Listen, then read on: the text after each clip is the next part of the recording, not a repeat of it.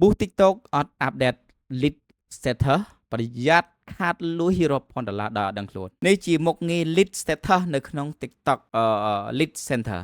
ដែលមនុស្សជាច្រើនអត់សូវចាប់អារម្មណ៍ទេអញ្ចឹងនៅពេលដែលមានអតិថិជន inbox ចូលនៅក្នុង TikTok របស់យើងត្រូវ update status ហ្នឹងឲ្យបានត្រឹមត្រូវstatus ហ្នឹងគឺមាន5ទី1 raw 2 contacted ទី3 qualify ទី4 converted ទី5 unqualified អញ្ចឹងយើងត្រូវយល់ពាក្យទាំង5ហ្នឹងសិនបានយើងអាចអាប់ដេតត្រឹមត្រូវអញ្ចឹងហ៎បាទបើយើងអាប់ដេតខុសវាចំភ្ញៀវមកគឺអត់មានប្រយោជន៍សម្រាប់យើងគឺធ្វើការខាត់លុយរាប់ពាន់ដុល្លារដោយបួទៅយកតែភ្ញៀវខ្មោចមកយកតែរបស់ដែលភ្ញៀវដែលយើងមិនត្រូវការវាជាតែមកតែម្ដងណាទី1 raw គឺមានន័យថា lead ថ្មីដែលមិនទាន់បានតាក់ទងទេមានន័យថាជាអតិជនមកយើងអត់បានតាក់ទងទេគាត់ដាក់មេដៃឬក៏ឆាតមកតែយើងអត់បានតាក់ទងតំណែងតំណងជាមួយគ្នាទេទី2 contacted មានន័យថាគឺអតិជនបានតាក់ទងហើយតាក់ទងគ្នាចូលឡើងរួចហើយក៏ប៉ុន្តែអត់តបិទការលក់បានទេអាហ្នឹងយើងត្រូវជ្រើសរើសដាក់នៅ contacted បាទទី3គឺ qualify នេះសំខាន់ណាស់យើងវាជាភ្ញៀវសំខាន់សម្រាប់page របស់យើងឬក៏ជាអតិជនខូដដៅរបស់យើងបាទ qualify មានន័យថាអតិជនដែលមានចំណាប់អារម្មណ៍ពិតលើមកលើផលិតផលរបស់យើងជាមនុស្សពិតដែលចង់បានរបស់គាត់ជាអ្នកប្រើប្រាស់ផលិតផលមួយហ្នឹងឧបមាថាយើងលក់លក់ផលិតផលទាំងហាលគាត់ជាអតិជនដែលចង់ប្រើទាំងហាលអីផ្សេងៗគឺជា qualify ជាភ្ញៀវដែលយើងត្រូវការហើយ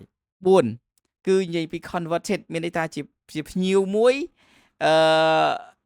ជាប្រភេទ audience នេះល្អមែនតើមានន័យថាជាភ្ញៀវដែលយើងត្រូវការមានន័យថាភ្ញៀវហ្នឹងបានតែអ្នកតំណងជាមួយយើងទិញរបស់យើងហើយ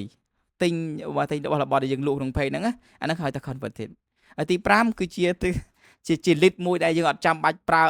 មិនចាំបាច់ប្រើគឺជា lead មួយដែលបញ្ជាក់អំពីភ្ញៀវដែលយើងអត់ត្រូវការទេជាប្រភេទ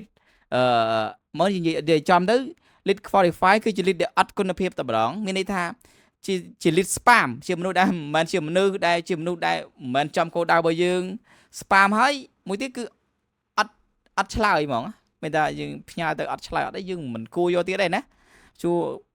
មួយទៀតគឺ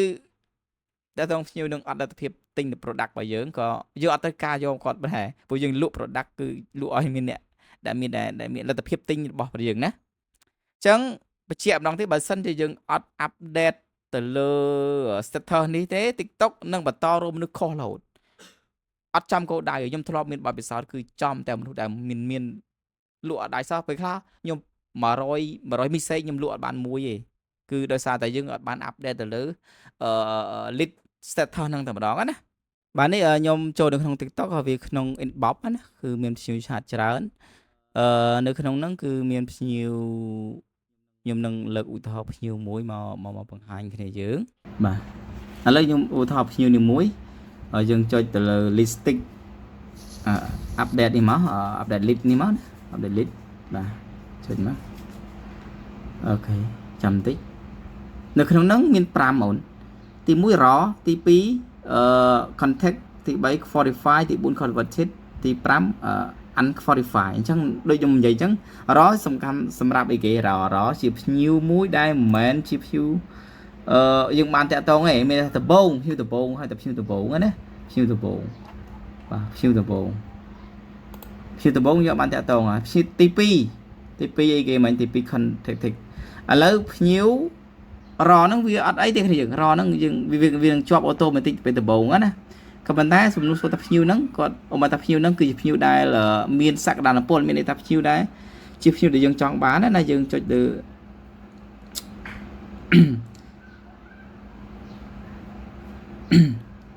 តើឥឡូវយើងមើលរគឺជា lead មួយដែលវានឹងជាប់អូតូម៉ាទិកនៅពេលដែលភ្ញៀវឆាត់មកដំបូងយកបានតាក់ទងអីទេវានឹងជាប់នឹងអូតូម៉ាទិកបាទអញ្ចឹងមើល contact គឺជាអីគេ contact នេះគឺភ្ញៀវដែលបានតាក់ទងហើយតែអត់បានលក់ទិញទេអញ្ចឹងយើងត្រូវដាក់ហ្នឹងណា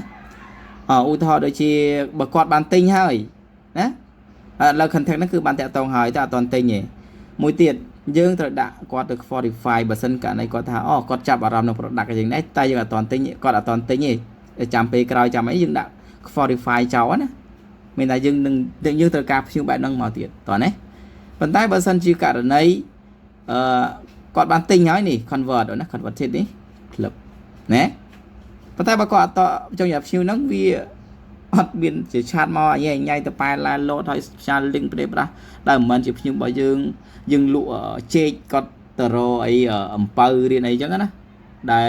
ឬក៏លក់ចេកតែចង់ទិញទូរស័ព្ទឬក៏វិទ្យុអីចឹងទៅយើងអត់ត្រូវយើងដាក់ unqualified ចោលទៅណាបាទអូខេទៅខ្ញុំចង់បង្ហាញតែប៉ុណ្ណឹងបើសិនជាបងប្អូនមានសំណួរអីអាច comment សួរនៅ